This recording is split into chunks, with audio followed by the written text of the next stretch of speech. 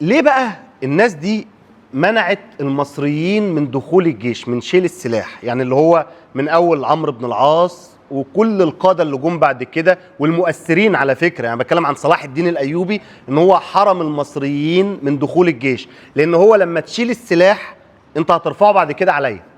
بس باختصار يا جماعه، انت دلوقتي انا حاكم اجنبي اسمي صلاح الدين الايوبي، بحكم البلد دي صح بالجيش، انا مسيطر على زي محمد علي بيحكم البلد دي بالجيش. لما انا شايل الناس دول اللي هم اصحاب البلد، اشيلهم السلاح، بعد شويه هيرفعوا السلاح على مين؟ على الحاكم الاجنبي. هيعملوا في ايه؟ هيطردوه. بدليل محمد علي قال لهم كده، قال لهم دي التركه الخلطه اهي. محمد علي اللي هو الراجل، زي شفتوا الراجل اللي عمل الخلطه السريه كده بتاع كنتاكي، هو عنده الخلطه دي وقال لهم امشوا عليها، ما تلعبش فيها. المصريين ما يعدوش يزباشي لخلفائه لعياله. المصري ما تديلوش ترقيه كبيره. المصري لازم يدخل، اللي عايز يدخل حتى يدخل المدرسه الحربيه ولازم يبقى معاه فلوس. جه محمد سعيد باشا، محمد سعيد باشا ابن محمد علي، حكم من امتى؟ من 1000. تسمعوا ليه؟ الكلام ده خطير جدا، هو اللي هيجاوب على الاسئله التعجبيه عند حضراتكم. محمد علي بعد ما مات، جه بعد منه عباس حلمي الاول من سنه، حكم بعد ابراهيم باشا وبعدين عباس حلمي من 48 ل 54. جه محمد سعيد من 54 ل 63. ده محمد سعيد باشا حكم من سنه 1854 بعد ما اتقتل عباس حلمي الاول لغايه سنه 1863 لغايه ما مات، وحكم بعد كده اسماعيل. في السنه الثانيه من حكم محمد سعيد باشا اللي هي سنه 55 لغى الجزيه عن المسيحيين. وفي سنة 57 جند المسيحيين في الجيش لأول مرة في تاريخ مصر. لأول مرة في تاريخ مصر المسيحيين كانوا يدخلوا الجيش. ليه؟ لأنه اتلغى من عليك الجزية، أنت كنت بتدفعها نظير الحماية، أنت ما بتتجندش. طب خلاص، إحنا بقى بنتكلم عن مواطنة، بنتكلم إن هو بقى مواطن، ما بقاش اسمه ذمي، مش من أهل الذمة، وأنا ما بدفعش جزية، بس خلاص ما دفعتش الجزية في سنة 1855، خش بقى معانا الجيش في 1857. دي إصلاحات محمد سعيد في إيه؟ في الجيش. وبعدين عمل حاجة تانية كمان، محمد علي كان مانع دخول ولاد العمد والمشايخ، صح؟ محمد سعيد طلب تجنيدهم اجباري وقال لازم يبقى في مساواه. وعمل حاجه جديده بقى اسمها الترقيه من تحت السلاح، اللي هو التحايل على موضوع المدرسه الحربيه. مش انت لازم علشان تدخل تبقى ضابط لازم تبقى خريج ايه؟ لا مدرسه، لا احنا هنرجع بقى النظام القديم زي ايام المماليك كده، مش بالادميه ولا بالمدرسه ولا بتاع. انت لو دخلت بقيت جندي وعايز تكمل معانا في الجيش، اللي هو النهارده بيسموه ضابط شرف، عارفين؟ يعني تلاقوا بعض الضباط الجيش كده في الجيش المصري ممكن تلاقيه معدل، تركب معاك كده من حدائق القبه تلاقيه عنده 55 سنه وتلاقيه ملازم، صح؟ ده اللي هو مترقي من تحت السلاح، ده مش خريج المدرسه الحربيه، موجودين معانا لغايه النهارده، صح؟ وبتشوفوهم في الجيش، يبقى صول وبعدين يترقى ويفضل في الجيش، وغالبيتهم هتلاقوهم من اقليم المنوفيه اللي هو اصلا كان رافض الموضوع ده، كان في ما علينا. المهم بقى ان هو سمح محمد سعيد الترقيه من تحت السلاح، انت مش خريج المدرسه الحربيه بس تترقى لو انت كفء. جه واحد اسمه احمد عرابي ابن شيخ قريه هريه رزنه في الشرقيه، ابن شيخ قريه، ولاد المشايخ ولاد شيوخ القرى المشايخ بيتعينوا بيدخلوا الجيش، المفروض كان لا، لكن محمد سعيد عمل ايه؟ ده اول حاجه. يبقى احمد عرابي هو اللي بينطبق عليه كل الاصلاحات بتاعت احمد سعيد، بتاعت محمد سعيد، اللي هي ايه؟ ابن شيخ دخل الجيش واتجند اجباري، بعد ما خلص في الازهر راح جه هنا القاهره عندنا وقعد في الازهر شويه، ساب الزقازيق وقعد في الازهر، وبعدين اتعلم القراءه والكتابه ودخل الجيش. بعد شويه هيترقى من تحت السلاح، وصل لرتبه ايه بقى؟ قائم مقام، اللي هي ايه؟ عقيد. ده جديد الكلام ده بقى، ده احنا ما شفناهوش قبل كده. انت كنت بتقول لي اللي بيتخرج من المدرسه الحربيه ايام محمد علي اخره ايه؟ يزباش نقيب. لما تجيب لي واحد من تحت السلاح حتما ولا بد في تغيير هيحصل في شكل الدوله المصريه. قابل بقى يا معلم محمد علي من قبره، بلاش ما تعملوهاش. يجي احمد عرابي الدوله ادت له سلاح، يروح هو علي حلمي وعبد القادر فهمي ثلاثه ياخدوا السلاح بتاع الدوله دول ويعملوا ايه؟ ويقول لك مصر للمصريين. البس بقى، مش انت قلت المصريين يشيلوا سلاح؟ لما يطلع بقى محمد علي من قبره يقول لك مش انا قلت لكم، مش انا قلت لك ما تشيلوش سلاح؟ يبقى صلاح الدين لما يجي يقول لك انا كان عندي حق ولا لا؟ ما هو صلاح الدين لو شال المصريين السلاح هيبقى مصيره ايه؟ هيترفع عليه السلاح ده، هيترفع عليه، وصلاح الدين هيخسر حكمه، هيمشي، هيرجع لبلده، يروح بقى بلدهم بقى يفتح مشروع هناك. خلاص ملوش عيشه في البلد، ما هي البلد بتاعت حكام اجانب في الوقت ده، دول حكام اجانب. انت لما تدي السلاح للمصريين هيرفعوه على الحاكم الاجنبي فهيمشوه. ما صلاح الدين اجنبي، وبيبرس اجنبي، ومحمد علي اجنبي، ومحمد سعيد اجنبي. هنا محمد عرابي كان بالنسبه له محمد سعيد ده ابوه. وعلى فكره عرابي كان بقى من وقتها بقى من كبار الملاك، يعني بيمتلك يجي 800 فدان مثلا. شوف اللي هو من الجيش برضه ومن الشغل يعني. لكن مع ذلك عرابي، الفكره بتاعت احمد عرابي دي فشلت، صح؟ واحمد عرابي كان مصيره ايه؟ الاول اتحكم عليه بايه؟ لا، اول حكم بالاعدام، وتخفف بعد كده للنفي. حلو، ورجع بعد كده بعد اذنك بس الصوت من معلش. ورجع بعد كده عندنا مصر واتدفن عندنا في مصر. ومحدش بالمناسبه يعني احمد عرابي لما مات هم استنوا، اللي هو الراجل اللي كان بيمتلك يجي 800 فدان واخدهم من محمد سعيد باشا، استنوا. شوف بقى برضه المصير يعني. لما معاشه مرضوش عيلته تعلن عن خبر وفاته الا لما معاشه ينزل عشان يكفوا مصاريف الجنازه. تخيلوا دي كانت نهايه احمد عرابي. بس هنا ان احمد عرابي اللي هو عمله ده هيكون ملهم التجربه دي لناس تانيين هيجوا بعد منه. هو عملها في 1881، في ناس هتيجي بعد منه في سنه 1952 بعد احمد عرابي باكتر من 70 سنه يقولوا كلاكيت تاني مره. بس اللي فشل فيه احمد عرابي، احنا المره دي بقى اللي هي لا لازم نعملها صح بقى. نشوف احمد عرابي وقع في اخطاء ايه مع تغيرات بقى في القوى الخارجيه وشكل العالم والقوى الامبرياليه والاستعماريه. ولازم تبص على امريكا وانجلترا وفرنسا كانت فين وقتها، وتلاقي ان في واحد هيطلع برضه. بس في حاجه، احمد عرابي فكرته فشلت. انجلترا بعتت جابت واحد السفير بتاعها في الهند اسمه اللورد ديفرين. قالوا له تعالى احنا هنشغلك في مصر. اللورد ديفرين ده اللي هو كان اهم سفير عندهم، اذكى واحد. قالوا له يا عم ديفرين، وكتب عنه حتى كتاب اسمه لايف اوف لورد ديفرين، اللي هي حياه اللورد ديفرين. كتب واحد اسمه الفريد ليال وترجم الكتاب ده. الكتاب ده خطير جدا. الفريد ليال راجل كتب الكتاب ده اسمه لايف اوف لورد ديفرين. الكتاب ده بقى اللورد ديفرين عمل فيه ايه لما هو كتب بقى عن حياته في مصر لما جه مصر بعد الاحتلال البريطاني. ما هو احمد عرابي لما الحركه بتاعته فشلت انتهت بدخول الايه؟ الاحتلال. الانجليز دخلوا في 1882، 15 سبتمبر 1882 دخلوا القاهره. اللورد ديفرين قعد في مصر من سبتمبر 82 لغايه مايو 83، كام شهر. وبعدين الانجليز سحبوه. هو بقى طلع لهم شويه حاجات كده، ارشادات ينفذوها. قالوا ده عبقرينه بتاعنا، قول لنا نعمل ايه في البلد دي. البلد دي خارجه من ثوره والجيش بتاعها هو اللي عمل انقلاب، وكانوا بيقولوا مصر للمصريين، ورفعوا السلاح ده على الخديوي. قال لهم بسيط، الخديوي توفيق، وكان الخديوي توفيق رقبته هتطير فيها. قال لهم بسيط، الخديوي يطلع قرار. الحاجات الارشادات اللي طلعها اللورد ديفرين صدرت في مايو سنه 1883 تحت مسمى القانون الاساسي. ده اللي هو الدستور اللي الانجليز هيحكموا بمصر، دستور الاحتلال لمصر. القرار الاولاني تسريح الجيش المصري بامر من مين؟ من الخديوي. مفيش حاجه اسمها الجيش المصري. قررنا الاتي، كان عندك جيش وانتهى خلص. كل المؤسسه بتاعت محمد علي والكلام ده كله، مش الجيش ده كان عايز اللي هو، مش انت كنت زعلان يا احمد عرابي ان الضباط الاتراك والجراكسه بياخدوا اكتر منك وانت اكفأ منهم؟ مفيش اصلا جيش بقى، يلا بالسلام، كله بقى يروح. فض لي بقى الايه، لم لي بقى الكهارب دي وفض الفرح، خلاص مفيش جيش. حاجه ثانيه، هنعمل جيش جديد. تعمل لي بقى الجيش الجديد الضباط كلهم من الانجليز. طيب انا عايز ضباط مصريين، هات لي ضابط مصري يكون خريج المدرسه الحربيه لازم، والمدرسه الحربيه بفلوس كتير، واعمل لي تحريات عن الضابط ده قبل ما يدخل. التحريات اللي هي موجوده لغايه النهارده في الجيش بالمناسبه، بس اعمل لي بقى تحريات ان ما ينفعش اي ضابط يدخل، ما ينفعش ان اي واحد يقدم حتى لو معاه فلوس. انت هنا جاي من طبقه كبيره ومعاك فلوس، بس لازم اعمل تحريات. وهنا انت بترفض ناس كتير حتى من اللي معاهم الفلوس. طيب حاجه تانية، تعمل لي ان الجيش كله الجنود شبه محمد رمضان مصريين، والضباط شبه حسين فهمي. بالمناسبه مش ده مصري؟ حسين فهمي مصري صح؟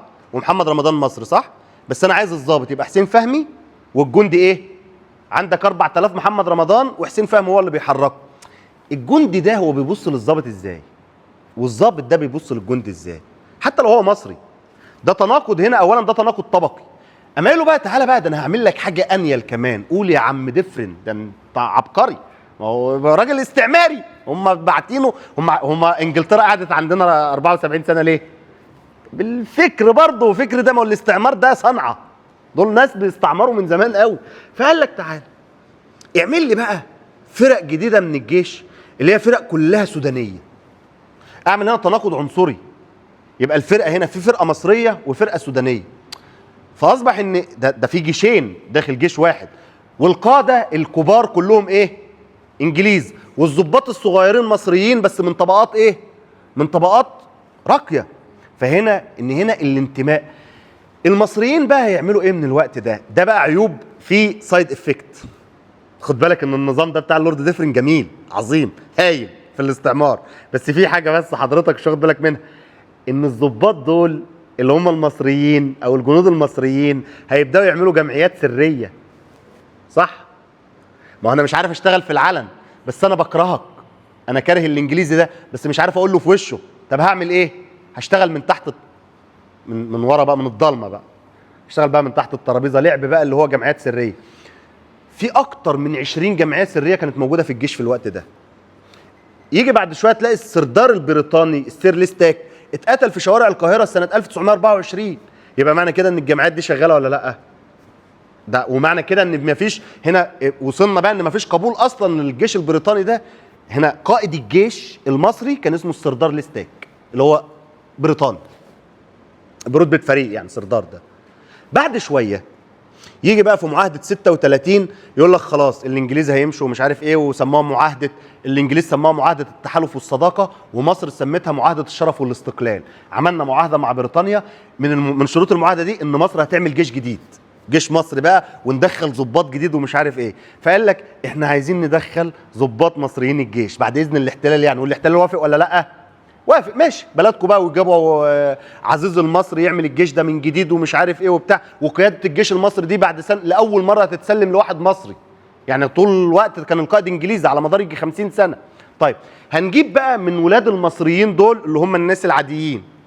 في ناس لو انت سنه 36 لو رجعت ورا 18 سنه يبقى سنه 18، صح؟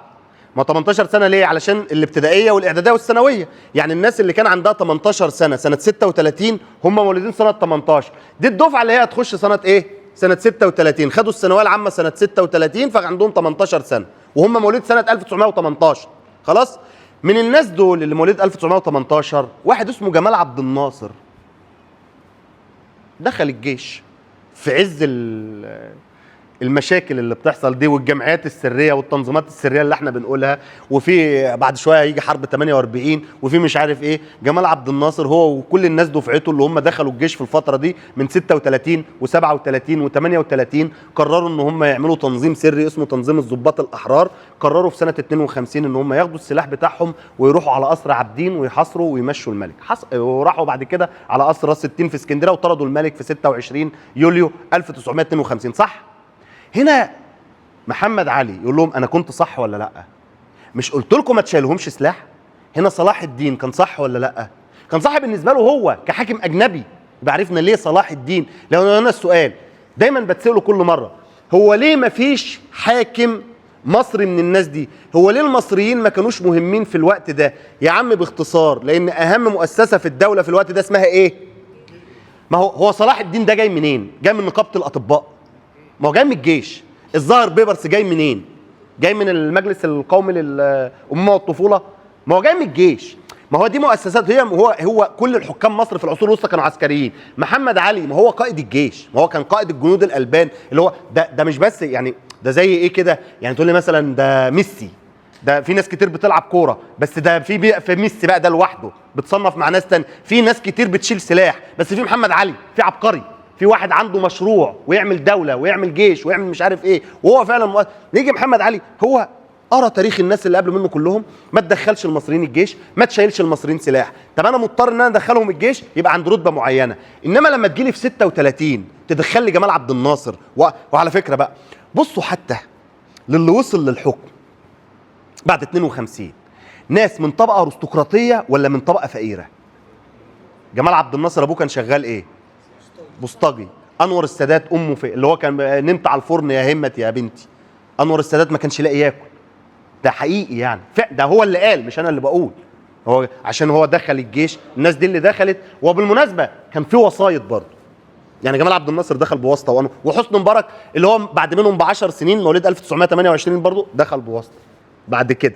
يعني لازم يبقى في واسطه، بس حته ان حتى الواسطه هي انت مسموح للمصري يدخل فالواسطه هتتحرك، لكن قبل 36 صعبه قوي، صعبه جدا. حد يقول لي بس في قبل 36 محمد نجيب وهو اللي هم استخدموا، لانه كان لواء بقى بعد كده في 52. هو جمال عبد الناصر كان عنده كام سنه سنه 52؟ عنده كام سنه؟ 34 سنه، ما لسه قايل مواليد 18. انتوا خلال 4 يعني قدي واحد. انا اروح اشيل الملك انا واصحابي، ده اللي هو ازاي يعني؟ واحد عنده 34 سنه، 34 سنه والملك كان عنده، والملك برضه كان عنده كام؟ 32. يعني الملك برضه، ما هو الملك مواليد 20. ما علينا من السن، بس انت بتشيل نظام باكمله. ما هو الملك ده كان معاه وزراء ومعاه وبتاع وناس كبيره قوي يعني. بس احنا فهمنا ليه، عشان السؤال اللي دايما بيتكرر، ليه مفيش مصري مهم؟ لان في الوقت ده لان مفيش مصري بيشيل سلاح. طب ليه يا عمي مفيش مصري بيشيل سلاح؟ لان كل الحكام الاجانب دول خايفين ان المصري ده يرفع السلاح عليه. طب الكلام ده حصل فعلا؟ حصل مرتين، مره فشل ومره نجح. في 1881 احمد عرابي شال السلاح وفشل، في 1952 جمال عبد الناصر شال السلاح ونجح. يجي بقى جمال عبد الناصر بعد كده يتعامل مع احمد عرابي ان هو ايه؟ احمد عرابي كان على مدار من 82 ل 52 على مدار 70 سنه احمد عرابي خاين وعميل وجاسوس. عبد الناصر هيخليه ايه؟ بطل قومي. ده ابونا، ده هو ده اللي ده احنا ماشيين على خطاه. طب وفي ومفيش وبعدين ايه؟ مفيش الا سعد زغلول ولا ايه؟ مفيش الا سعد زغلول والناس دي اللي هم الوفد ومصطفى النحاس؟ لا، في ابطال تانيين، في احمد عرابي وفي مصطفى كامل وفي محمد فريد والناس دي كلها لازم ويتعمل لهم ميادين باسمهم في وسط البلد وشوارع وتماثيل. مش احمد عرابي ده معمول له تمثال معمول له محطه مترو باسمه؟ هو ليه؟ عشان هو احمد عرابي هو السبب. هو اللي مسك الكشاف الاولاني، هو اللي مسك اول اضاءه ومشي في نفق مظلم وقال لهم نحن نستطيع، مصر للمصريين. هم بعد كده مشوا على خطاه. فهنا الحكام الاجانب قال لك محمد علي بقى يطلع لهم يقول لهم قلت لكم عمرو بن العاص مش قايل لكم وصلاح الدين والظاهر بيبرس.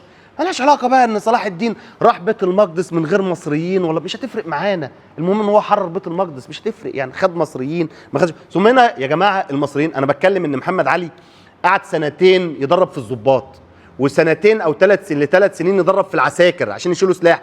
هياخد ناس منين؟ ناس مش مدربه يا جماعه، ما تدربش. يعني مصر ايه اللي هيروح معركه حطين ولا هيروح عين جالوت ولا الكلام ده ممكن يتقال للاستهلاك في اماكن تانية افهمه، لاسباب سياسيه ده انا افهمه ليه، او يتقال لاسباب دينيه ماشي قصه تانية. انما حته ان هو في الاسباب تاريخيه علميه اكاديميه بحته ده بنقف عنده اللي هو هقص، ده ما يتقالش، ما حصلش. كل اساتذتي اللي درسوني وكل الكتب اللي انا قريتها ممنوع المصريين يدخلوا الجيش، وده الكلام اللي انا بقوله دلوقتي ممنوع، ده واضحه، ممنوع. ليه؟